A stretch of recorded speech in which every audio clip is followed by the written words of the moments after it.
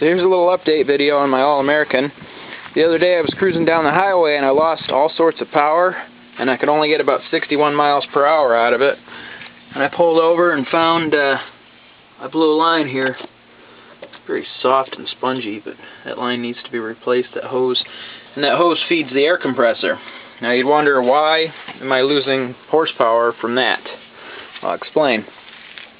Air comes through the louvers up there into the intake, goes to the air cleaner, which is in that big box right there, comes over here, goes through the turbocharger, gets charged, flows through that hose into the intercooler, which is right here in front of the radiator, and that comes over and goes into the intake. And that pressurized air is in the intake, which is where this hose back here feeds from.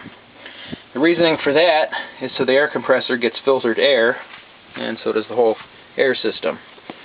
So it shouldn't be a real hard fix. I just need to take this hose off and replace it. It should be pretty easy. I don't know what kind of hose I'm going to have to use, but I'll get it figured out.